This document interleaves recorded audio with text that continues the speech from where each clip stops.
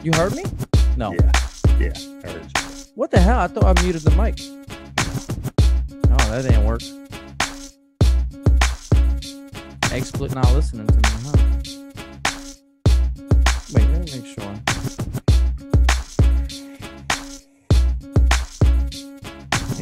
I see why.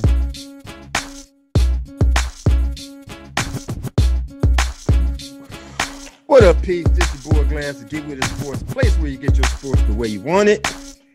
Thank you for tuning in to another episode 33. It's not 32, 33. That's my fault. Of the 2 cent deposit on sports, the place where we give you our 2 cents on the recent topics in the sports world. First of all, I want to thank you guys for taking the time to watch and interact with us on our YouTube channel, Get With It Sports 2, and on Periscope at Get With It Sports. Go ahead and join the chat, and we will respond to questions and comments. While you're here, go ahead and subscribe to the YouTube channel and or follow us on Periscope. You can also download the Spreaker app, search for Get With It Sports Media, click the follow button so you can be alerted to all the episodes we have here and listen to us while you're on the go. We cannot do any of this without the eye in the sky, the super producer, Big Q of Team Boy TV. What up, Big Q? We're going to do this. Before we move on, usually I have my partner in crime here, Brandon, to help to do the 2 cent deposit on sports, but you can't make it. You got family situation you got to take care of. I have no problem with that. With that. But as always, ever faithful, ever there whenever I need them. You know how you got the emergency level, break the glass and pull it down. I got my human version of that right here. I got my man Ezra from Idiot. Oh, I don't even know if he get Idiot Sports Talk anymore. But anyway, I got my boy Ezra. On Twitter, he is at Ezra. Ezra, what's up, bruh? Hello, gentlemen. Hello, Glass. Hello. Oh, my God, gentlemen. It feels good to be back. I feel a little rusty, but I'm ready to get into some sports talk. It's been an exciting offseason for football, basketball. Does anyone watch? Do you guys watch baseball? I really don't anymore. Right now we're on baseball. But it feels good to be here. Thank you for having me. Thanks for joining us. Thanks for being there at the last second. But let's go ahead and jump into the news tape. Wait a minute, Glass. He mentioned baseball, and I'm not a baseball fan. Not a baseball fan. But I do got a question for you guys, since you guys are semi-baseball fans. What y'all think about this controversy about the home run record? Well, Barry Bonds? You mean all-time? Well, what's the guy's name? I forget what the guy's name is who's complaining about it. But he was saying that he always thought the record was 61. But then there's another record, people saying that it's 72. But that's the steroid number. And they want to know what the real number is and stuff like that. Did Barry Bonds ever test positive under Major League Baseball rules? Not that I know of. Nope. Another thing is, did baseball as a whole benefit from steroids? Yes, they did. They made a lot of money. Yeah. They covered it. So did the damn media. No one gave a crap. Put them in the Hall of Fame. That's the real number because you allowed it to be the real number during this time. Don't act righteous years later because when it was happening, no one cared. So to me, it's the real number. I got to add nothing to that. That's why I rock with Ez. I got to say nothing else to that. I co-sign what Ez just said, man. Only reason why I bring it up is because they're making a big deal about it on TV. And and so, I'm thinking, listen, man, if the guy who holds the record was one of the steroid dudes, it don't matter. Like Ezra said, it don't really matter. That's the record. That's exactly. You at 66 and you like, oh well, I'm the record holder because I'm not a steroid guy. I don't know. No, I got you. I guess now Giancarlo Stanton is supposed to be pushing it, but I don't think he's not gonna break the record. I don't know if he's gonna break the legal record, if you want to say. What was it, 61? Roger Maris. If you want to say it's these righteous media members or fans want to say Roger Maris is 61, that's the one. But another thing is, let's say Barry Bonds got caught using steroids. you know, under a drug test. Let's say it happened to the year after. Let's say whatever year he broke the 73 and the year after he got caught. The year before that still stands. It doesn't matter. And I always say this. No one cares that football players use steroids. No one cares. They get suspended for 3-4 games. It rocks on this. Some of them will make it to the Hall of Fame no matter what. Lights out. Sean Murray, remember him? He was one of the best Pro Bowlers, and people were loving him. He got caught. No one says anything. He's a steroid user. He should be banned from the league or such and such. People still wanted him on this team, and he excelled. People didn't care. So I don't know why people make, you know, everybody want to go on this righteousness when it comes to roids. Okay. I understand it should not be in the game. I'm not condemning or condoning this type of, you know, PEDs or anything like that, but everyone in the sport allowed it. And I mean, everyone benefited. The owners, the players, the media, the fans, every single person, no one cared. That's it. Totally agree. You know, until they may have a 100% proof test to let you know who guaranteed who did it and who didn't, can't go by that too much, man. They can't go by hearsay, you know. Right. Oh, I met Barry Bonds said he admitted to it by he said he used some cream, but he you guys didn't prove anything. Exactly. You didn't prove anything on Sammy Sosa. You didn't prove anything on Mark McGuire while they were playing. You didn't prove anything. It's just these sports writers are just, you know, putting their legacies in their hands. Right. It is what it is. Totally agree. Before we move on, I'm going ahead and get shouts out to the people that's joining us. Freddie Warhol on Periscope. Of course, as always, Slim J 513 on YouTube. We appreciate you guys joining in. Slim J said Barry Bonds is the home run king, period. Totally agree. No questions. Let's go ahead and get on to the news tape. Tiger Woods. Let's go ahead and jump on Tiger Woods. A toxicology report revealed that Tiger Woods had Vicodin, an opioid pain medication. I'm going to try to say this right. Dilaudid, an essentially acting pain medication of the opioid class. It's derived from morphine. He had Xanax, and everybody knows what Xanax is, to treat anxiety and panic attacks. Ambien, to treat insomnia. And THC, a chemical responsible for most of marijuana's psychological effects. All this was in the system the time of the DUI arrest in May. Woods was arrested in the early mornings of May 29th. After falling asleep in his car, he passed the breathalyzer test for alcohol, but failed several field sobriety tests. The former #1 golfer later issued a statement saying he had an unexpected reaction to prescribed medication. No shit. Yeah, 5 of them rolled in your system at one time. All criminal charges against Woods will be dropped should he complete a diversion program offered to him when he pleaded guilty to reckless driving early in August. In July, Tiger announced he completed a private treatment program.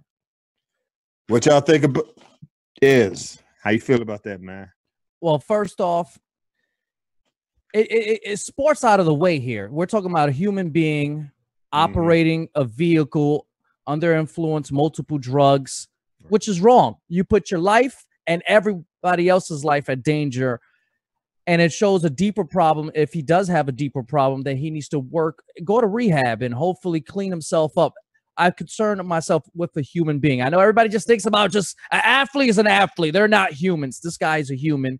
He has problems and he needs to seek help. And hopefully he gets the help that he needs, because you don't want to see him or anybody else hurt from this unfortunate situation. But if he wants to use, hey, I'm for, you know, you want to use whatever you want to use to make you feel good, do it, but not as long as you're not hurting anybody else.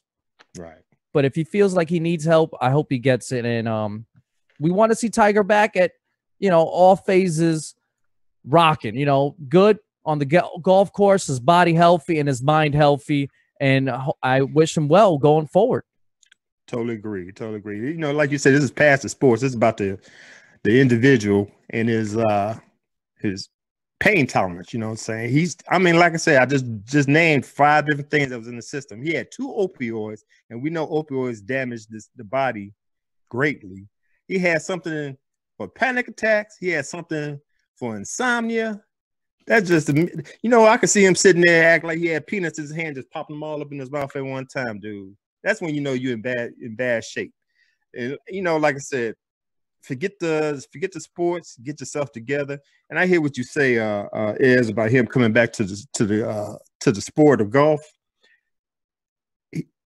He's, everybody's saying he was going to shoot for the record, beat Jack Nicklaus in the most major championships in the PGA. He's at 14 now. Jack Nicklaus has 18. He's not going to get that right now. It is not. It doesn't seem like in a foreseeable future. His mind and body is not right. Mm-hmm. My thing, I want to ask a larger question when it comes to athletes using, drugs or anything, any misconduct on their part. Do you think leagues or, these sports, the respective sports, have the right to suspend or, take action against these athletes? That's, it's a balance that I'm thinking of. I think about, my everyday job, if I use drugs or something like that, etc., I'm getting the boot. That's it. It's just the way, plain and simple. Right. But I'm on that fine line. If you could prove I use drugs and, because I think we're going to venture on to a larger question. I mean, another question about, misconduct in sports and suspensions and etc. But I'm on that balance. I'm not sure, but I know in the everyday life, if anybody else, even if you have a union or not, you might face some type of consequence for your actions. So all in all, I guess I lean towards the league has a right to do something, but I don't know how far. Mm-hmm. I believe that the league has every right to protect their brand. Just like, any kind of establishment, you a forklift driver, you get popped, somebody figure out you fail a drug test, just like you said, you out of there. And that's because they can't have, number one, it's a safety issue, right? That's the first thing. And the second thing is it tarnishes the brand. So I feel like, yes, that's in their wheelhouse to be able to do that. Like, if they got proof or, you failed a drug test or whatever the case may be, they can do what they want. I just feel like they can. And I don't think there's nothing wrong with that. So let me ask you guys a question. Are you talking about no tolerance or are you talking about 3-step? Once you did get caught 3 times, you out? I think it depends on the company, because that's what I was about to say. Because just like you said, and when in the workplace, like my workplace, you deal with machines. So that's a no tolerance. Like, nah, we can't have you on these machines and hoping that you're gonna get well. If you get busted with drugs or something in your system, you out of there. On the golf course, I mean, unless you riding around in the golf cart, just wrecking stuff, I can see that. But I think when it comes to sports, you should have a 3 to 5 step policy with that, preferably 3. You agree? 3, you're out. 3, you're out.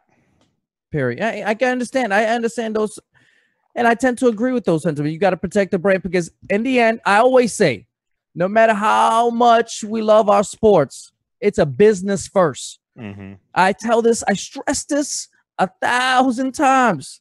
Okay, this is why I don't care when athletes leave and they're quote unquote not loyal. It's a business. Okay, and it's all about the dollar. And you guys said it's all about the brand and you got to protect it. Right. Sticking with Tiger Woods, I don't know if you heard last week, ESPN got a section called The Undefeated, dealing with, I ain't gonna say racial culture. We just say the ethnic culture of different situations. But they had a top 50 black athletes, and Tiger Woods wasn't on it. Now, I'm gonna give you my reason why I believe he was. Was this current or all time? All time.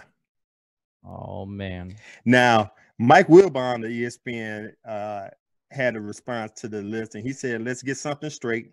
any ranking of the greatest black athletes ever that doesn't include Tiger Woods is not something I can get behind. The list, the results of the public response to surveys conducted by a Survey Monkey for the undefeated, could be called 50 great athletes people admire most, or American 50 favorite black athletes. But it ain't credible. It's not a credible list of the greatest if it doesn't have Tiger. My reason why I think Tiger is not on the list is because the man don't even consider himself black. He called himself what, a Cablinasian? Is that what he said he was? So how can I put this man on the list of top black athletes if the individual don't even consider himself black? So I have no problem with that list. I tend to agree with Michael Wilbon. Okay. Mm-hmm. Now, if you want to call it favorite, but it's subjective. First of all, in our communities, golf, well, I've never played golf. Okay. Golf is just not very, prevalent, active, or accessible for us. That's a money man's game. Okay. And we just don't have the access. Growing up in New York City, in the Bronx, in the hood, I've never even seen a golf course. So I don't think that sport resonates with when you got a survey or a popularity contest and these kind of lists.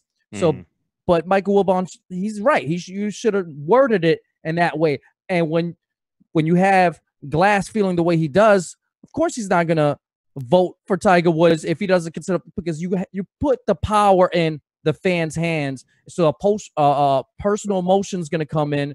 You're not going by objectively who's the greatest. You're gonna go by who's your favorite athletes of all time. And if you got an athlete like Tiger Woods saying, I'm not black, or doesn't consider himself black, you're going to be like, all right, F out of here. Okay, I'm not going to put you on this list. So Michael Wilbon's in the sense that you can't name this list the greatest black athletes of all time, because he's right. Tiger Woods is probably top 10 if you go by that kind of list, because the influence Tiger Woods had on the game of golf. He was golf for the 90s and early 2000s, and brought minorities their eyes and paid attention to golf. He's it's hard to be an influential athlete nowadays and a game changer, and that's what he was for everyone in the sport of golf. So he like you said, he's second all time. Is he second all time, or he's close to challenging Jack Nicklaus for majors? And he was dominant. And it's tough to be dominant in a type of sport that is golf. So Ezra, you saying that it would be completely ignorant on somebody's part to put Serena Williams in there and not Tiger Woods? Because honestly, they kind of did the same thing. Wasn't nobody paying attention to tennis until the Williams sisters came on the scene. Oh yeah, Serena's up there, should be probably top 10 also. Oh, I was saying last year, just talking about Serena. What I was talking about, most dominant athlete at the moment, barring gender here, Serena should have been up there pound for pound for the most dominant athlete last year when she was on that crazy run of majors. She's definitely in the top 10, African American athletes, or maybe athletes of all time, period. She's just that dominant. I hear what y'all saying. You know what? If it was named different, I agree with you, Ez. In Wilbon, if it was named different, it should have been named different, I guess you could say. But I think that with the undefeated, they were saying a black athlete that basically took hold of the sport they was playing in, and on the side fought for injustices in society. With their whatever ethnicity, well, of course, with the black people, because the black athletes. And they, he had Muhammad Ali, Jackie Robinson, Jesse Owens, Michael Jordan. You know what I'm saying? And it just sticks in my craw. This man does not consider him black. And what gets me, it was your father. Nothing against mom. I'm a mama's boy. His mom is Asian, but it was your father that disciplined you in the sport of golf, who was black, but you don't consider yourself black. So that just does something to me. So he's not saying he's not a great athlete, a great black athlete, but he should be on this list as a person who, I mean, if you go up and ask him, you know what, the injustices with the police department and the black and on black people, what you got to say about it? I bet you ain't got one damn thing to say about it. I don't know. I agree with both of you guys. I think what Ezra is saying is definitely true. The man did. He should have a spot there. I think in his career he solidified a spot there. But at the same time, Glass, as a black dude, you put that survey in my face, and Tiger Woods is an afterthought. Yeah. I might be done turned it in and be like, oh snap, what about Tiger Woods? You know what I'm saying? Like that's the way I would approach it. I'm just saying. I agree. I got no problem with the list itself. Like I said, it's subjective. This is personal feelings when you're asking fans to pick to have a survey like this. So in the end, that doesn't bother me. It's just if you're gonna word it when you call it the greatest black athletes of all time, that's when I'm like, no Tiger, and you know what? Maybe in my head too, if I'm looking at the list, I might go, it might be an afterthought in my head because I don't care for golf, But if you look at it objectively and his accomplishments as a black athlete, it's insane. Or as any athlete, he's just, he's one of the all-time. If you go for the most dominant athlete of the last 20, 25 years, Tiger's in the top 3, top 5. Right. Easy in the top 3, top 5. You're probably going to go, if you want to go 25 years, you're going to probably say Jordan, LeBron, Serena, Tiger. I can't think of, maybe you want to put Mayweather, even though I'm not a fan of his, but I guess. Yeah. Just want to hear your thoughts about that situation, man. All right, enough of Tiger. I'm tired of talking to that man about that, bro. Let's talk about this Mercedes-Benz Stadium in Chick-fil-A. Like all the Chick-fil-A restaurants, the Chick-fil-A inside Mercedes-Benz Stadium will be closed on Sundays when the stadium opens. Since the Falcons play 7 out of the 8 home games on Sundays, the Chick-fil-A inside the stadium will be open for the Falcons' December 7th game against the New Orleans Saints. The stadium's Chick-fil-A will be open for all non-Sunday events like the Atlanta United games, the SEC Championship, Chick-fil-A kickoff games, and the Chick-fil-A Bowl. What? You play on Sundays, right? Listen, that's all it's there for. It's there for the Chick-fil-A stuff. That's it. True. That's it. That's all. They might have the Chick-fil-A Bowl played in there. I guess they figured they're gonna get enough money just off Sunday stuff. But just you know how much money? Don't get me wrong. I understand the owner, the creator of Chick-fil-A. He's a very religious person. He don't believe in opening them on Sundays, and that might have been a good business ploy. You know what I'm saying? You have y'all feeling on Sundays that you run up in there on Monday, Tuesday, Wednesday to get your fix on. But it's just, you know how much money you can make on Sundays. That's what gets me. You know what? It's even though I find it hilarious. One, I must say, I'm not a billionaire, don't own any football teams, don't own any arenas or Chick-fil-A's or anything as that matter, okay? So I really don't know how to run a business. But I just find it funny that you have a football team with a business that's closed on Sundays. But you know what? In the end, it worked out perfectly for Chick-fil-A because we're talking about Chick-fil-A and overrated chicken sandwiches. Thank you. On YouTube, Twitter, and mass social media, free promotion. It has worked out to perfection. We say it's stupid. It doesn't make sense. But in the game of marketing, it has worked out for Chick-fil-A. Right. I just don't get the hype for let me ask you this, chicken sandwiches. Let me ask you this, though, Ez, right? So you go to, what is it? What's the stadium up there y'all go to? What is it? MetLife? MetLife. Yeah, go to MetLife. Right? Barclays. And there is, or Barclays for that matter, or Madison Square Garden, wherever. There are little places in there that may not be open during certain events. I can't say that about Bank of America, but I know in some of these bigger arenas, there are places that when you walk around in there during certain events that they're not open. I mean, so I don't see it being that much of a difference. You know what I mean? Like I think once they put everything else in there, people will they don't care. Like, okay, we can't get chicken on Sunday. That's cool. It's a KFC right here. You know? Or what's the Louisiana joint? What is it called? Popeyes. Yeah, you know what I mean. Put a Popeye somewhere, and nobody cares about Chick-fil-A. I know. I think people are just finding it funny because it's a football stadium. They're usually open on Sundays, and the place is going to be closed. Even if you have a concerts, I said, obviously Saturday's the big money maker, but Sunday's also a huge money maker for concerts, and it's going to be closed. It's just this stadium is built. It's not like the stadium's open 7 days a week. Mm-hmm. It's going to be open during events, and a lot of times those events are going to be on the weekends, and it's going to be closed one of those days most of the time. I just find that funny. But like I said, it's a great investing for marketing. It just worked out perfect for Chick-fil-A. I hear you. Shouts out to H on Periscope and Armand. Armand said God has a plan for you. I don't know if you're trying to say we getting cursed because we talked about Chick-fil-A on Sundays, and he put in Bible verse Jeremiah 29:11. I'll check that out later, but we ain't trying to say, we ain't saying Chick-fil-A. We just wondering why you gonna put a Chick-fil-A in a stadium that's open on Sundays and you're not open on Sundays. That's all we're saying, H. That's it. Well, wait, what did he say? I didn't hear. What did H say? He said God has a plan for you. So I don't know if he's trying to say we're gonna get cursed because sound like a personal agenda to me. Yeah, you know what I'm saying? Just wondering. And he threw a Bible verse out there. Yeah, he did. I had one of those Chick-fil-A sandwiches. I was cursed. All right.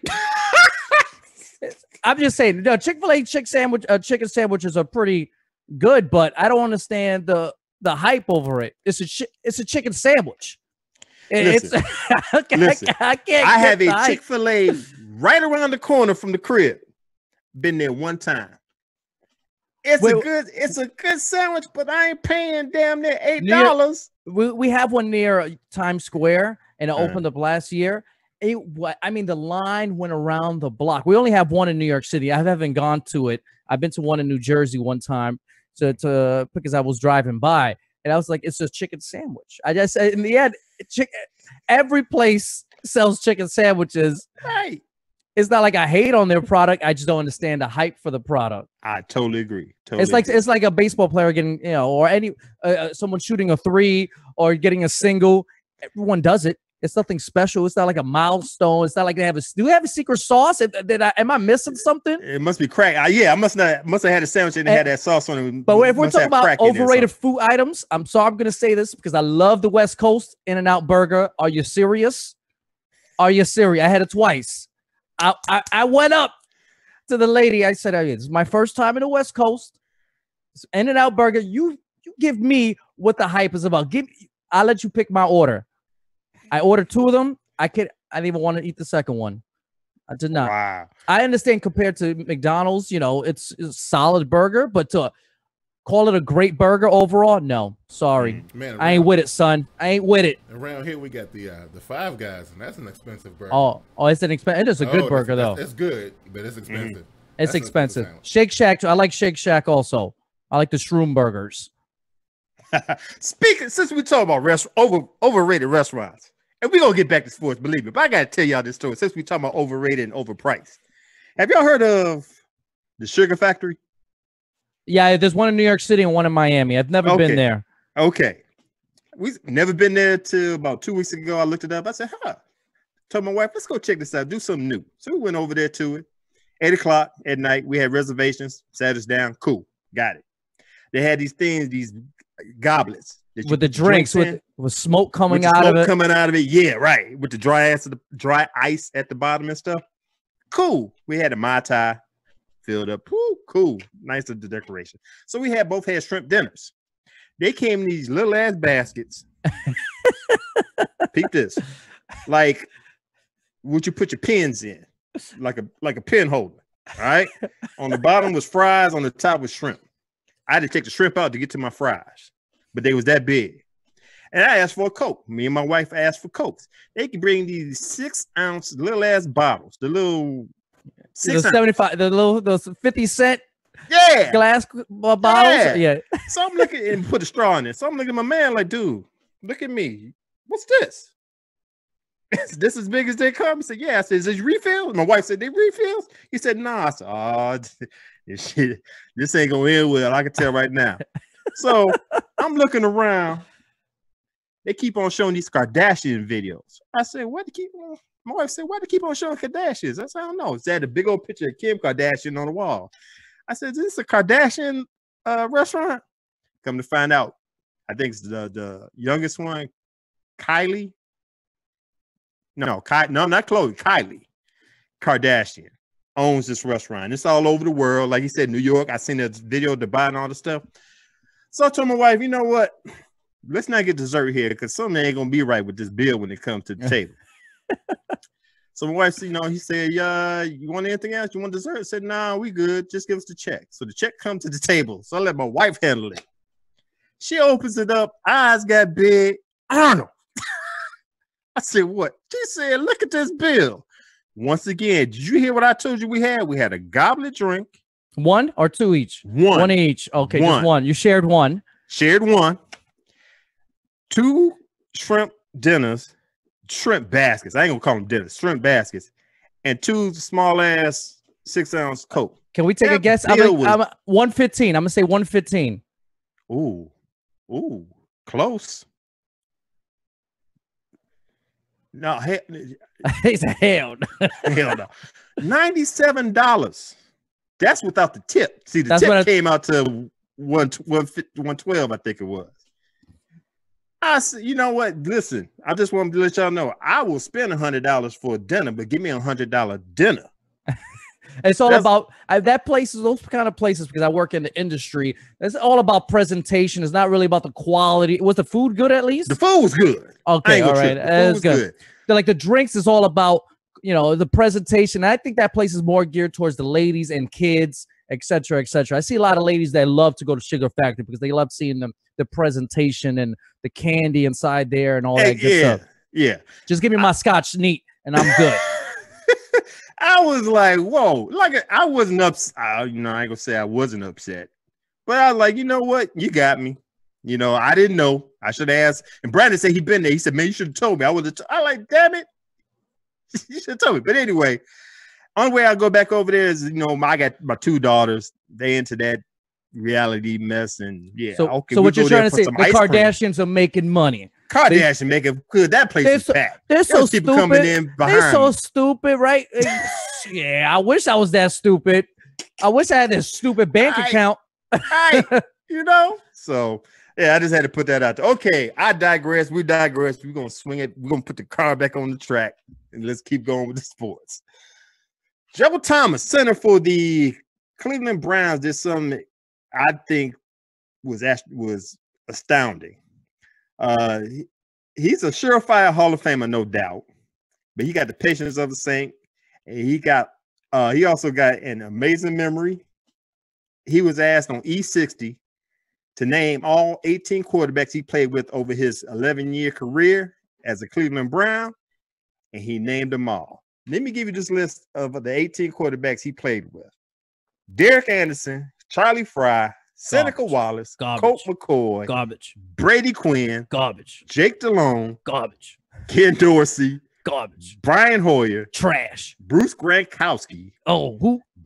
Yeah, Johnny Manziel, Thad Lewis, garbage. Cody Kessler, Brandon Whedon, Jason Campbell, Basura, Josh McCown, Robert Griffin III, Jets quarterback, so he's garbage. Connor Shaw, and Austin Davis. Whoa, garbage. My man named all them without even hesitating, so I had to give him credit for that, man. Hey, it was 2 Panthers quarterbacks on that list. 2 who? 2 Panthers quarterbacks. I know Jake Delhomme. Who's Derek Anderson? Yeah. Late in a career, about to retire Panther quarterbacks. That's what you meant to say. So that just goes to show about what's going on with the Browns. That's just crazy to me. 18 quarterbacks. And Joe Thomas' career is 10 years now? 11? Yeah, 11 years. Man. Oh, that's crazy. All right, man. We're going to move on to... compare that to one quarterback being in Pittsburgh for that same amount of time. One quarterback being in New England for that same amount of time. Who else can I think of? We got one The quarterback. Saints. The Saints. No. Is Brees been that? No, he's like, what, 9 years in, right? Might be 10 or 11. 10 or 11. And then you got Green Bay, right? Mm-hmm. San Diego or L.A. Yep. Giants. You got the Giants with Eli. Yep. That's crazy. Stability. That's why, these quarterbacks get paid. The average quarterbacks get paid amount of money, and it's hard to let go. That's why the Jay Cutlers of the world continue to get chances or stay with his teams because, it's hard to even find an average. Don't you think the Browns would have killed for a Jay Cutler for the last 10 years? Yeah, no doubt. And it's funny, like the situation with the Redskins, like if Kirk Cousins becomes a free agent, he's going to get stupid money. Don't you think some of these teams that have been dying for a quarterback, like my Jets, are willing to pay this guy $20 to $25 million a year for just to say we have a guy that we can go forward with and play with for the next 5 years? It's tough. That's what the quarterback position is, the toughest position to find. And, you don't want to let it go, even if they're average. Right. I got to say this is you sitting here. I just got to ask you this question. You sitting here with a Jets jersey on. Represent you. I know you're a diehard. You represent to the fullest. If people don't know, one time on the show we had him on, he said that he gave a proclamation that the Jets will. Did you say win or be in the Super Bowl? We undefeated in the Super Bowl. So if we're in there, we're gonna win it. So they will be in the Super Bowl in 2019. I said that like 2 years ago, and we're trash right now. So we're gonna need to make you a don't lot even of have progress. a quarterback. We don't have anything. What do you mean a quarterback? We don't have wide receivers. We lost our top 3 wide receivers. We don't have a running back going forward. We got what? Matt Forte. He's 37,442 years old. Okay. We got nothing, okay? We got a little decent, defense, I guess. Hopefully, it wasn't that great last year. We're a joke. I hope for 0-16 this year. You would not see, if I do cry from 0-16, it'll be from joy. From joy. This is the first year in my life that I'm going to be, from week 1, cheering that we lose. Hey, listen, at least I think, and this is my opinion, and you would know better than me, I think they got a good starting point with the coach that they got, even though, he is in a weird position or whatever, but I think with him, at least it's a place to start. I don't know how you feel about that. The jury's still out on Todd Bowles. I am not on the bandwagon to fire him, and I'm not on the bandwagon, hey, let's keep him. He's the future. He hasn't been given too much to have success. You can only be as good as the players around you. I want to see from him and this team, I hope Christian Hackenberg surprises everybody, becomes that franchise guy, and I hope he develops the young players, especially the defense, because that's his forte, and maybe some of those wide receivers, these young guys, develop. That's what I want to see, progress from the young guys. That's what's most important this year. It ain't going to be the W's because we ain't going to get much of those. It's the progress of our young players and hopefully the finding of Christian Hackenberg as the franchise quarterback. That's what I can only hope for this upcoming year. Okay, I got you. So I'm going to give you a mulligan right now. You still want to stick to 2019? Of course, man. Why not? You crazy guy have an amazing.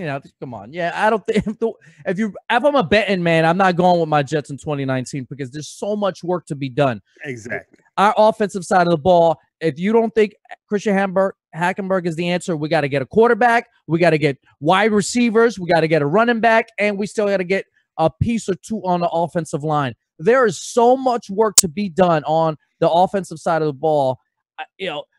I wish that we was in the Browns position right now. I really do. We were just talking about I really do wish we were in the Browns position because the Browns at least have, a young quarterback right now that they say there's some promise. They got some skill position players here and there, and they got Joe Thomas. It's just the Jets and the defensive side of the ball is no gimme either. We still got to revamp that secondary. I mean, the cornerbacks, we got the safeties. The linebackers are not set in stone. The defensive line hopefully is solidified, and hopefully Richardson has a big year, and then he's a free agent. So that's going to be an issue we have to deal with after the year also. So the Jets have a lot of problems, but it's nothing new. We're used to this.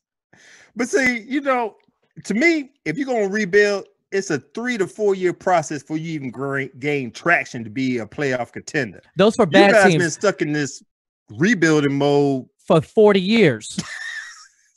Basically, right. 40 years. But if you're a good GM, you can make this turn around in 2 years. Because if this draft class solidify and you develop these young players and have another good draft class, and then you have a ton of money next year, I don't want a huge amount of veterans, but one quarterback can change the whole dynamic. Look at Derek Carr a couple of years ago. The Raiders were garbage. Right. Because they had a good GM. I've always said Reggie McKenzie. And I was screaming for the Jets to draft Derek Carr, but he's the main reason that whole dynamic has changed is Derek Carr. Okay. Obviously, they've drafted plenty of good players, Khalil Mack and Amari Cooper and etc. But he is the true one domino effect that falls everything else in place. Totally agree. Shouts out to Cam ATL, joins us from Periscope. Appreciate you joining in. You can comment whenever you want. Let's go ahead and move on to Kevin Durant, who says that he won't visit the White House because he doesn't respect Donald Trump. Durant had strong words for President Donald Trump, joining the growing list of NBA players who had spoken out against the 45th president of the United States. Durant confirmed that he won't visit the White House if his Golden State Warriors are invited by Trump, making it clear he doesn't respect the president and how he's handled various things during his time in office. Durant gave an interview to ESPN on Kevin Durant Day at his hometown of Seat Pleasant, Maryland, and had no problem saying he's skipping the White House because of Trump. He says, quote, "Nah, I won't do that. I don't respect who's in office right now." Durant expounded on his feelings towards Trump in the interview and also thanked the numerous stars around the NBA and NFL that have opened up the dialogue about social and political issues and been very strong in using their platform and voice. What you got to say about Durant missing the White House? I have no problem with him missing the White House. I have no problem with anybody missing the White House because I've heard people who says that you should go to the White House because it's the office that you respecting, not the president or the commander-in-chief right there. Nah, man. I don't want to shake this man's hand. Obama didn't have a problem, did he? Did Obama have any problems with people saying they're not going to see the White House? There's certain individuals. Not whole teams. And you know good and well the Golden State Warriors as a team because the owner, Joe Lacob, the coach, Steve Curry, his teammate, Steve Kerr, his Durant's teammate Curry, all said they ain't G for that. Well, I got no problem. I'm not a hypocrite. Okay. I know some fans say, athletes should stay out of politics. LeBron writes one tweet the other day and people are slamming him in his replies. He's a human being. Exactly. Kevin Durant, all these athletes are human beings. They pay taxes. They live here. They have their own rights and beliefs. Mm-hmm. I have friends that are Trump supporters. I am not going to, I don't agree with their politic views, but I don't, as a human being, that's his right. Mm-hmm. I don't know who's right or wrong in this whole political, left or right or, all these, I don't want to get into the whole dynamics of that. But if you have a certain belief, I am not going to slam you on it. And I'm not going to judge you on it. This is what I see, Glass. And I don't know if you guys agree with me on that. It seems like it's a lot of suppression going on here. So LeBron James makes a statement. And then the first thing, the first 5 or 7, replies are, you need to stick the dribbling the basketball. You need to stick the basketball. What they got to do with anything? That has nothing to do with what he's saying. And then furthermore, to follow up on Kevin Durant, ESPN or whoever it was doing the stupid auction NFL fantasy draft or whatever.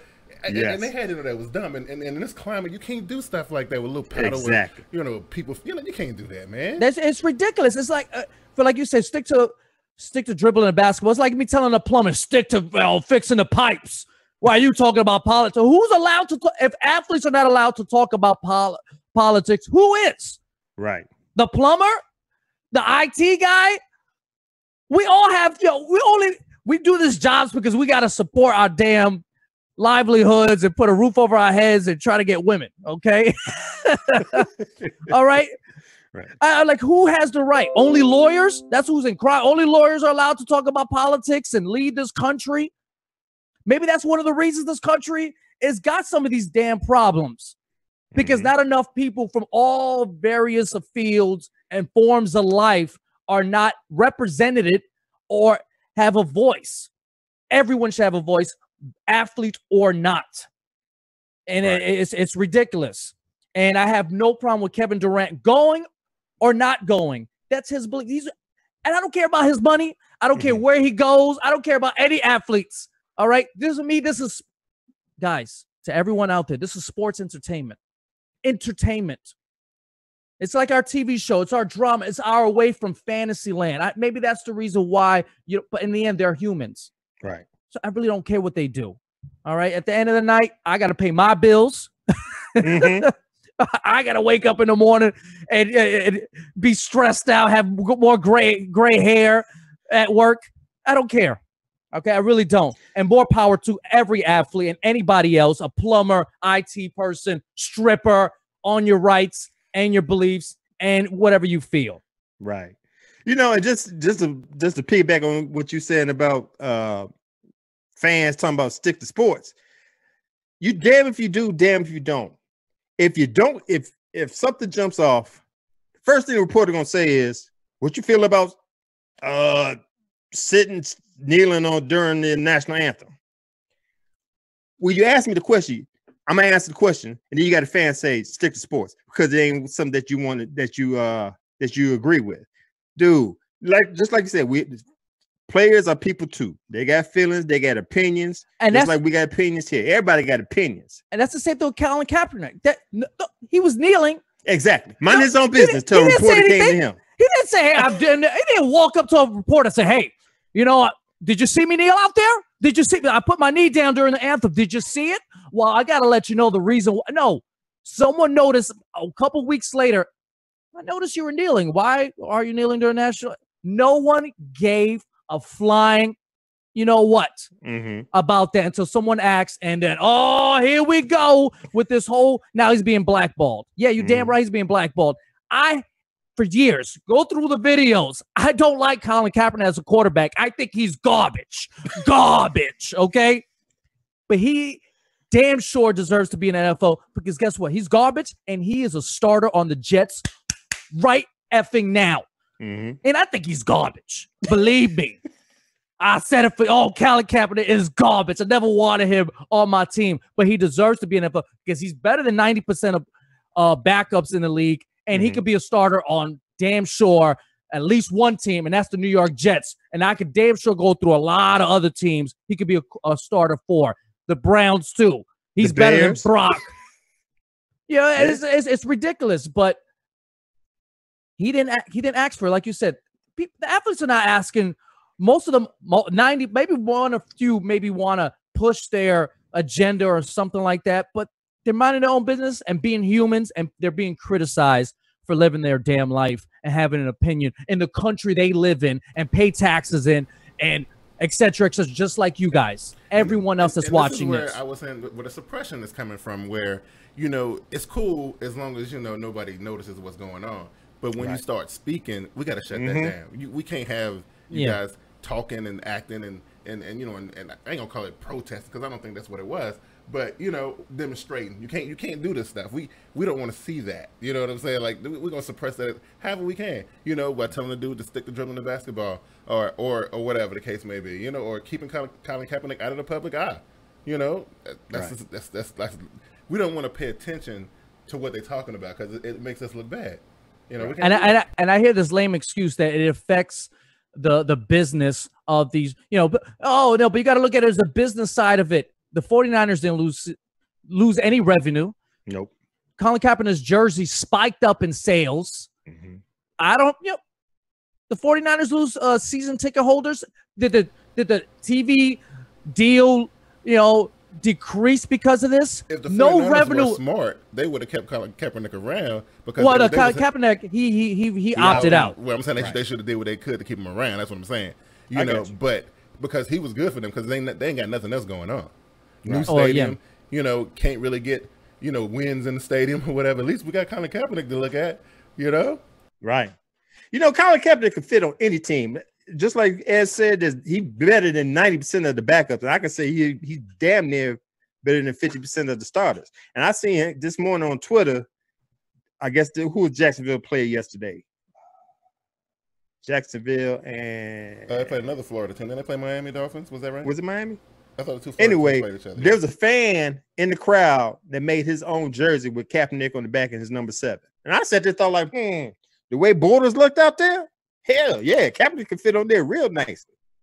You know what I'm saying? So it's just like, and back to the damned if you do, damned if you don't. That's why I can't stand media, because they pick every little thing anybody says. Now, I guess they asked what Dez Bryant yesterday, what do you think about the national anthem? He said, man, I'm not into this. You know, I support everybody that does it, but I got mouths to feed. I got a family to feed. No, maybe you shouldn't have said family to feed, because damn it, I got a family to feed. Everybody here got a family to feed. But then they bash him because he says he has nothing to say. I mean, anything you do, if you say something, they're gonna bash. If you don't say something, why you ain't saying something? How come you ain't support? It's just I guess that's comes with the territory. It's sad, but it is. And I want to give credit to Chris Long today. Mm-hmm. You know, he's supporting his fellow teammates and fellow equal rights. You know, and shout outs to him. And it's insane. Like I said, I really don't care in the end what their opinions are and what their beliefs are. They have that right. They really do. Okay. As long as they're not hurting nobody, right? I hear you. Oh, what we got? Oh, we got a couple of minutes left. We got to talk about Ezekiel, man. We might go over, but is that all right with you, Q? All right, cool. Is that all right with you, Ez? Oh, fantastic. We might do a little overtime. But anyway, Ezekiel Elliot, of course, everybody know about the situation. What's the name? Tiffany Thompson. Said, you know, she got beat by Ezekiel and they got a domestic violence situation going on there. Shouts out to Nick for joining in on Periscope. We appreciate you joining in. So the league gave him 6-game suspension Tuesday. The hearing will be scheduled within 10 days because, of course, you know he's going to appeal it. For breaching the league's personal conduct policy, especially engaging in alleged domestic violence against his ex-girlfriend despite never being charged. That's a point I don't understand. But anyway, Elliott filed an official incident report alleging that he was harassed by his girlfriend on September 5th, 2016. The running back stated he received over 50 phone calls from his ex-girlfriend over an 8-hour span, and police were sent to his house as a result. After being suspended, Elliott is now attempting to prove that the NFL did not account for his ex-girlfriend's alleged lack of credibility. Elliott was accused of multiple instances of domestic violence in July of 2016. Four advisors determined his guilt based on photographic evidence as well as Thompson's testimony. They also consulted medical experts, digital evidence, records of electronic communications, and other witnesses. However, Thompson is the NFL's only firsthand witness to the physical violence that she alleges occurred. First of all, I don't condone domestic violence. I got $2 and anything happened to them, I got bail money. That's all I gotta say. Anyway, I don't condone it, but this is a certain circumstance because the alleged victim is grimy herself. Simple fact. What was this? Hold on. She was I got it on here real quick. Okay. Tiffany Thompson admitted to NFL investigators that she discussed blackmailing Elliott with sex tapes during the text exchange. According to the NFL's 160-page report, Thompson mentioned the idea of selling sex tapes showing her and the Dallas Cowboys running back to a friend in September of 2016. Thompson also admitted registering an email address titled Ezekiel Elliot Sex Vids. Come on, man. This is the reason why, you know what, and this is the main reason why the what town? Cincinnati? Cleveland? Oh, the Cleveland police, whatever town they was in, didn't press charges. Because you telling me one thing, but they did a check on her phone and seeing all these things like, okay, explain this. And she truthfully came forward and said, yes, she was trying to scam and blackmail Ezekiel. That's the reason why the cop, there's no evidence. There's no proof. I mean, you telling me one thing, but I see this garbage right here. You trying to blackmail the man, we can drop him the charges. But the NFL steps in, act like they did their due diligence, and just automatically give him 6 games. I got a problem with that. Okay, hold on. Let me see if I got this clear. You got a problem with the NFL exacting their rights and doing their due diligence, even though they didn't know all the facts at the time. Okay, I feel you on that. So did you do your due diligence? That's okay. Well, I'm sorry. Go ahead. Go ahead, Q. Hold on. Okay. But you're saying, you know, the fact that Ezekiel Elliot is embroiled in this and the choices that he made. Okay, he made some choices. Okay, right. And the NFL as a brand, again, we're going back to the brand. We can't have the news always talking about Ezekiel Elliott in the rape case. We can't do that, or domestic violence, or whatever the case. You know, look, we gotta get him out of the public eye. You know, suspend him or whatever. And the suspension ain't gonna hold. You know that, but they got to do that, Glass. They have to. That's to protect the brand. You know what? I could go ahead. Go ahead, Iz. No, I was gonna say I think there's so many tentacles to multiple issues here. Domestic violence, first of all, you know, it's a disgusting act, and just because I understand the credibility part and everything, and you know, and she tried to blackmailing him. That doesn't justify domestic violence, and it doesn't mean it didn't happen either. Okay. And I think it goes back to damn if you do, damn if you don't. If the NFL didn't suspend him, there's going to be another athlete, you know, accused of domestic violence. This is the post-Ray Rice era now, too. You got to think about that. So it's very sensitive.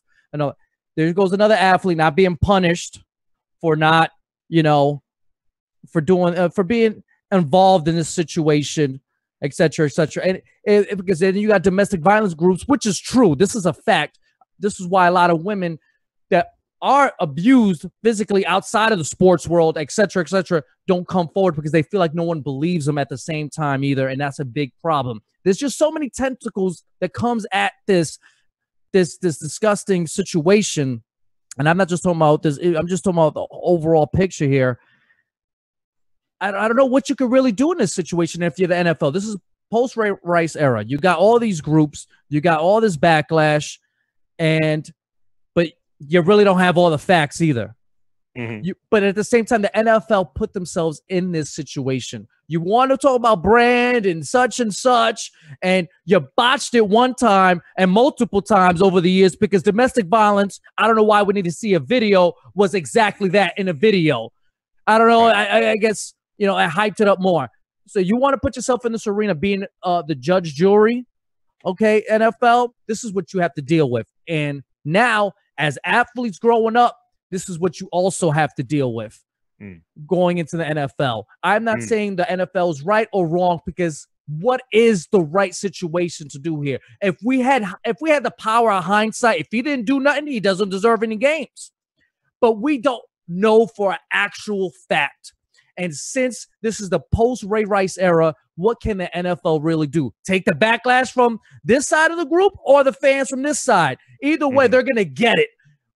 Just pick the hole. That's what NFL decided to do. And overall, I'm going to defend the NFL here, even though I am a big component of show me the proof, prove it, and then punish me. These guys get paid millions of dollars. I know his money's being affected. His endorsements are being affected. But this is what you chose in the end.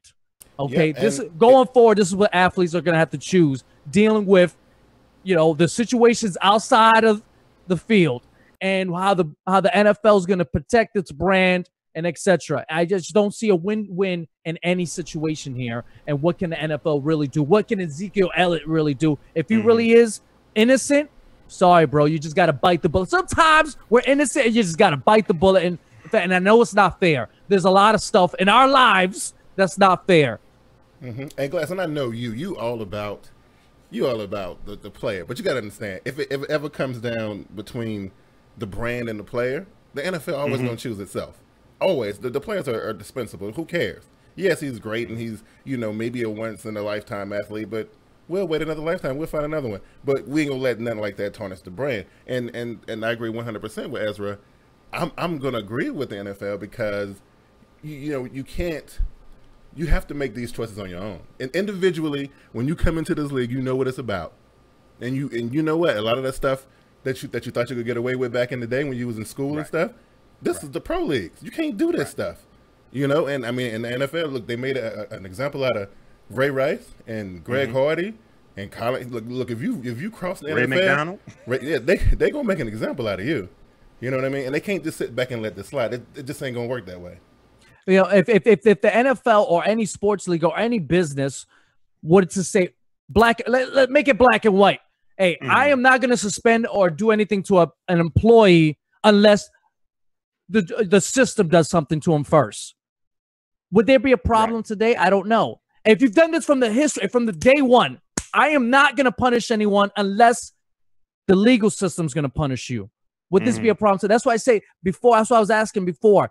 Is the leagues, these sports, like especially the NFL, because they're the front and center with disciplining their players, how far should this stretch out? Because now you're presented with these kinds of situations and problems. And if you would have made it black and white from day one, hey, which I know means, let's say Greg Hardy, for example, there's a lot of evidence saying he was a piece of crap during that situation. And all that. And believe me, I got no remorse for him being suspended, this and that. But if you kept it black and white, he would have never been suspended.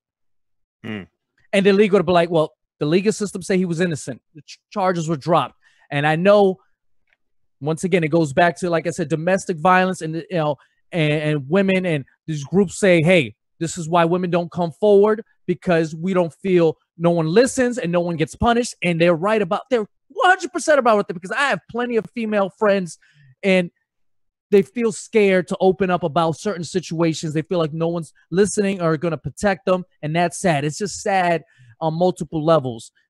Maybe Ezekiel Elliott is innocent. We don't know. We don't know. And the NFL don't know. So they had to pick a side because they chose to be in this arena. Right. Yeah, that's all I think you could do. Yeah, and like he said, the NFL is going to pick themselves no matter what. The Cowboys are going to be there after Ezekiel Elliott. Right. Yeah, and if he's innocent, it sucks to be him 100%. And it'll even suck if it was a college kid who could potentially ruin his future in the NFL or any other business. And it's just crazy. But at the same time, you got to think about the women too that might suffer from the lack of voice if the NFL chose not to have a voice either. Gotcha. So it's just so many tentacles. I think it's just so much to untangle here. I don't think there's a right answer. Right. That's what I think. I don't know. I totally agree with everything that you said, Ezra. All about the women scared to come forward because the institution's going to cover it up.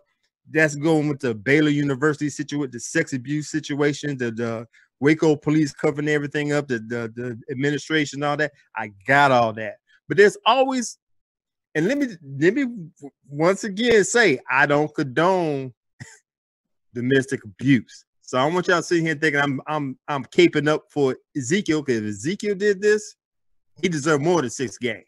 And just like I've heard Trotter, ESPN, was named Jim Trotter, said, just off the St. Patrick's Day pulling down the blouse exposing breast situation, you should get 6 games off the rip right there. You know what I'm saying? Because you got to conduct yourself, like you said, you can't tarnish the shield, and you got to conduct yourself.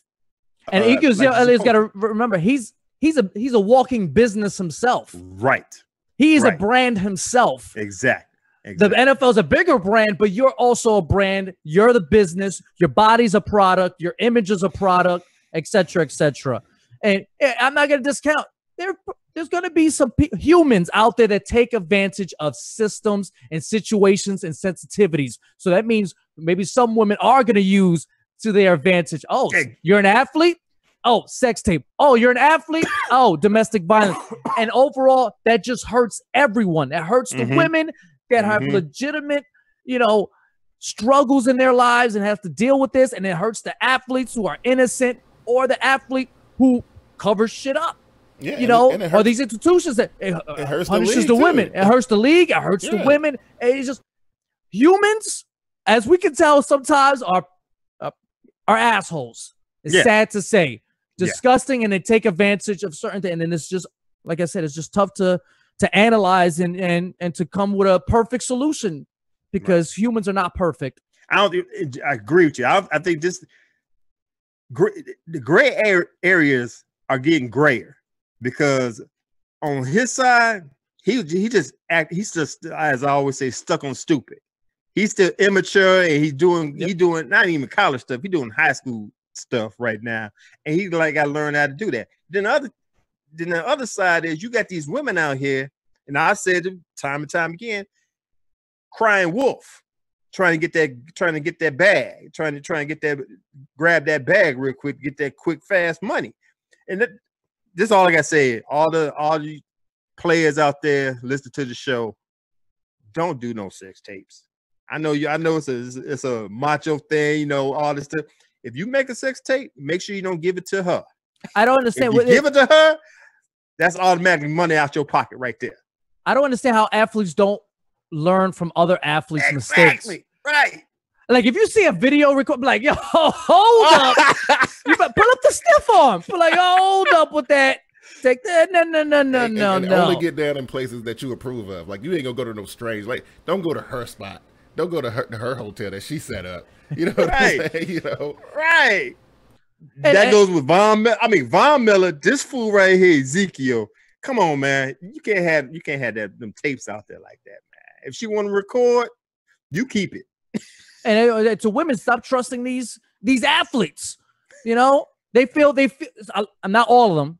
Some, and it doesn't have to be an athlete. It could be any career field. Some people feel entitled. They feel like they're above you. They feel like, they're aggressive by nature. I guess we all got to have better judgments, and it's sad that you can't trust another fellow human being in certain situations. Right. It's crazy. It's just sad. Now let me add another layer to this gray area that we're working with when dealing with Ezekiel and Tiffany Thompson. All right. She gave up photos of her injuries, of her bruises and all that stuff, right? So that should be a closed case, is clad, everything shut down. That's nothing we need, right? Check out this affidavit. I just seen on what it is. Give credit to Black Sport. What is it called? Oh shit! What is this called? Black Sports Online. All right. Here's the affidavit they found in the state of Ohio. This is from Aaron Mason, Tiffany Thompson's friend that was in the car, or that was with her one night. It says, on the night of July 21st, 2016, at approximately 11:45 p.m., I attended the social room located on North Park Street, Columbus, Ohio, with Tiffany Thompson. At approximately 2 a.m. on July 22nd, 2016, I exited the social room with Tiffany and walked to our vehicle. And Tiffany was approached by another female who proceeded to physically assault Tiffany by first slapping Tiffany in the face and pulling her hair. The fight ensued for approximately a few minutes before it was broken up. I was able to help break up the fight by grabbing Tiffany's waist and help separate her from the other female. After the fight outside the social room, Tiffany and I walked to our vehicle, and Tiffany explained to me that Ezekiel was having a gathering at his rented apartment at the Carriage House in Columbus, Ohio. Tiffany drove herself and I to the Carriage House, and because we were the first ones to arrive, we waited in our vehicles our vehicle in the parking lot for Ezekiel and his friends to also arrive. When Ezekiel's vehicle pulled up to the carriage house parking lot, Ezekiel was sitting in the passenger seat and another female was driving. When Tiffany saw another female driving Ezekiel's vehicle, Tiffany exited the vehicle, approached the female driver in Ezekiel's vehicle, and started screaming at the female driver. The female driver, Ezekiel, and the other passengers in the vehicle exited and started to walk towards the carriage house.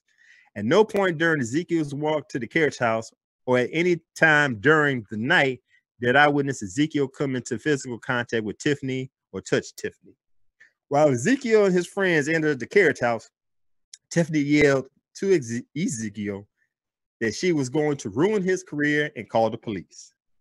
Let me go to the other page. Oh, come on, stop playing with me. There's more to this. Come on, here we go. After Ezekiel and his friends were inside the carriage house, I waited outside with Tiffany, and Tiffany told me that she was calling the police. While the police were questioning Tiffany, Tiffany told me via text message to tell the police that Ezekiel pulled her out of her vehicle and assaulted her, which is untrue. When the police arrived, I was questioned and I told the police the truth, which is consistent with the facts in the affidavit. This has been notarized by Craig Smoltzer, attorney at law. You got the big old Ohio seal on it, and it was dated July 16th. Now, once again, I understand she got pictures, but just that right there tells you she got her ass kicked by another female at a party. And she probably took pictures of that and turned in the police and said he did this. This is the problem I got with that situation. I understand it's a gray area. There's probably nothing you could do about it, but this is the reason why the Columbus police didn't press charges. Can I play devil's advocate? Go ahead, play devil's advocate, man. Obviously, you need evidence of this, but can Ezekiel Elliot go, hey, you're her friend. I'll give you $10,000 and say such and such. Here's a stack right here. You do what you got to do. Because if there's I've never been to Cleveland. Okay, I'm just gonna say that now. Okay, surprise, surprise, never been to Cleveland.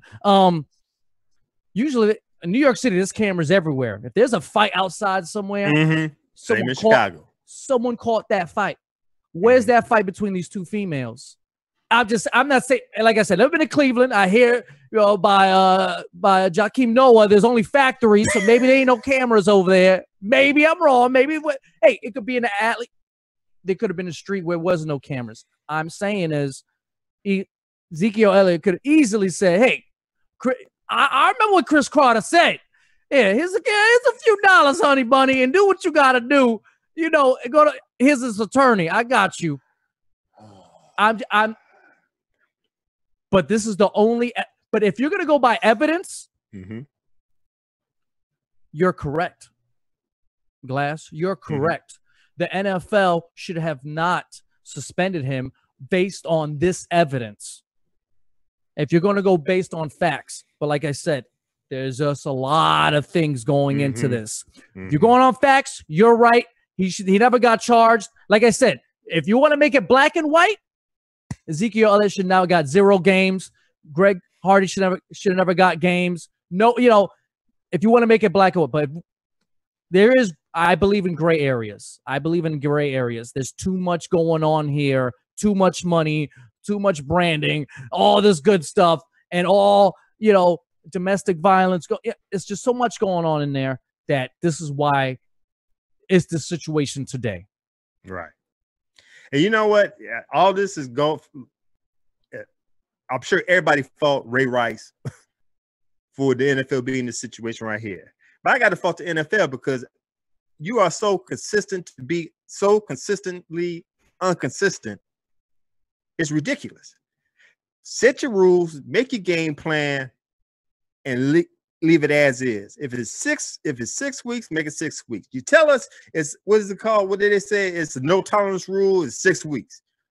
Damn it! If I'm not mistaken, a month later, what's his name? Josh Brown, the kicker, the punter for the Giants. He was on TV and said that he did all this. The wife said he did all this, and you give him one damn game. Not 6, not 4, not 2, one game. So Glass, here's the biggest reason why we in this jam. This is why we in this jam. The NFL got a problem with bending to public opinion. This is what they do. Right. People start saying stuff and, oh, he needs to be suspended, or why is he suspended? He shouldn't be suspended. And they go with public opinion. For whatever reason, they're going to do everything in their power to not be the bad guy. They don't want to be looked at as the bad guys, you know? And so, and that's their problem. And I don't know if we need a new commissioner to straighten this problem out, or whatever the case may be, because the commissioner-owner relationship right now is a little bit out of control, you know? And I don't know. It's just this whole public opinion and the NFL bending to their will, it's got to stop, man. That's the only way we're going to clean this mess up. You know who else I blame for this? The NFLPA.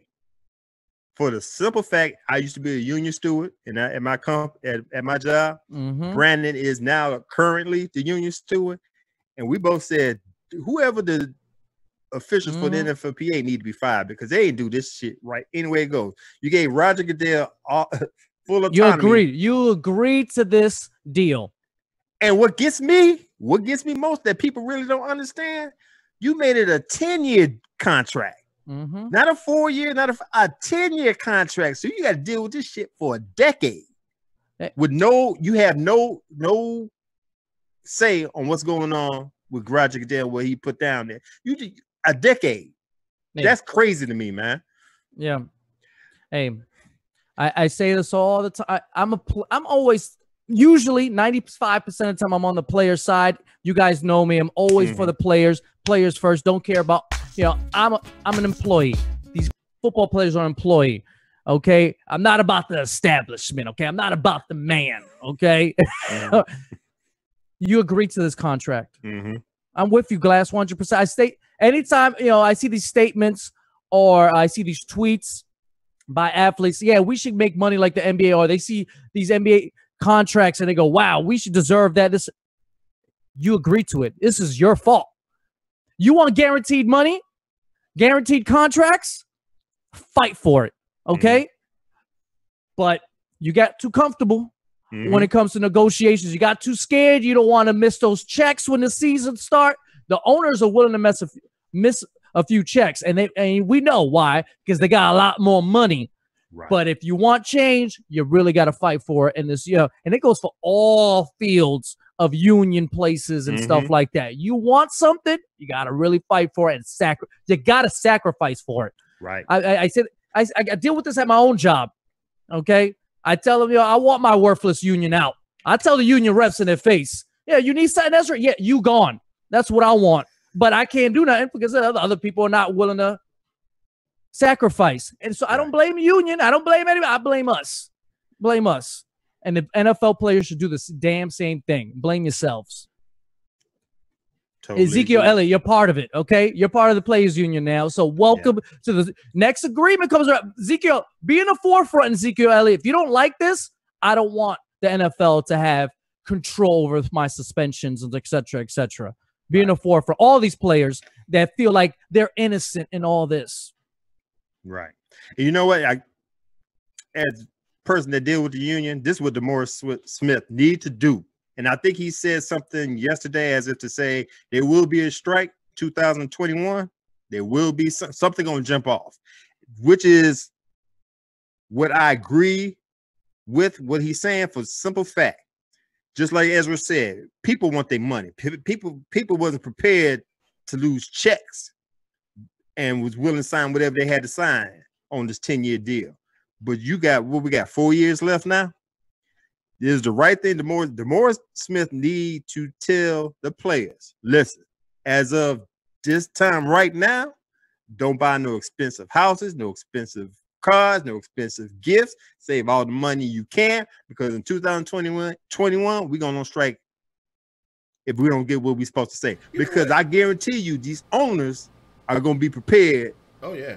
And you know what I find funny about this? So, 5 years ago when we was going through the lockout or whatever, And the players was the ones who backed down because the season, I mean, the lockout was lifted, 1 week before the season started or something like that? We didn't have no preseason or nothing like that, right? And so they were so scared, so they went ahead and backed down right at the very end because the season was getting ready to start. But they weren't realizing that if they had to drug this out, look, they might not have got paid, but them owners, though, not having no games, oh, come on. They weren't going to go for that. Not too much long. You know, like, can you imagine how much money is lost in just 1 week of the NFL season? Like, if week 1 was not played, we're talking hundreds of millions of dollars. You know what I mean? I know the owners have an advantage because they still get their TV money, no matter if there's a game being played or not. You know, but you know what? I would hope, even though these politicians are in a lot of these guys' pockets, the people also might jump on your side, because guess what? Who also gets affected? The little guy, the people that work at the stadium and stuff like that. So if there's a lockout, they're going to go to the owners and say, hey, you got to get this resolved too. You got to get resolved because my money's being affected. The city's money's being affected, et cetera, et cetera. It trickles down. But like you said, you're right, Glass. Start saving your money now and prepare for a war, a negotiation war, excuse me, a couple years from now, if that's what you want. Or you can continue sending out tweets and complaining about it and doing absolutely nothing about it. That's up to you, too. And dealing with future situations with Ezekiel Elliot and Roger Goodell in the NFL having power over situations like this. Right. I know. We got, you know what? I'm fine with how it ended right here. We're going to close shop right here, man. I had other stuff, but this was a good show right here. Good show. So, as we close shop, I want to give a shout out, give a thanks, give a big thanks to my boy here, Ezra, for coming in the last minute, joining us on this episode right here. Appreciate it, Ezra. Just shows I got no life. You hit me up a half an hour before this. He's like, Ezra, you available? I'm like, yeah, I'm bored. But you there, man. I appreciate that, man. No, I want to say thank you as always for keeping me in thought and having me as your setup guy, your closer when you need me to come out as relief when Brandon can't make it. Shout outs to him. And boy, thank you for having me too, giving me the green and white third. Even though I don't know, do my Jets play you guys this year? I'm not even sure. Who? I don't know what the Panthers. I don't think we play your division this year, right? No, we do. We do, don't we? Yeah, you do. Oh, well, I hope you guys get a win. I hope the Panthers get a win big time. I hope you crush us. Now, I hope it's a tight game, but I hope you guys win. And I mean that sincerely. 0-16, that's what I wish for. And my fellow Jet fans, whoever else wants to curse me out and joke with me or follow me, it's at Idiot Ezra on Twitter, Instagram, Twitch, wherever you can find me. I'm always an idiot. No, it doesn't stop. It doesn't stop. So I appreciate you guys. Thank you guys for always having me. All good, bro. I want to thank my producer, super producer, the eye in the sky here, Big Q. Appreciate you doing your job behind the scenes, bro. Oh, man, you know I got your back, bro. You know, this is what we do, you know? Gotcha. I know that. Put yourself over, man. Yo, check out your boy Big Q, Team Boy TV, at Team Boy TV on Twitter, Team Boy TV Turbo on YouTube, Dopest Live NFL Show online. Me, Glass, Big Q. Oh, I said my own name. Me, Glass, JB, Vernie V, Team Boy TV, man. And I'll give a shout out to the Urban Arena Aristocrats. Sir. Y'all keep on holding it down. There you go. Exactly. All right, man. So the crew here at Get With It Sports want to thank you for taking the time to watch the 2 Cent Deposit on Sports podcast.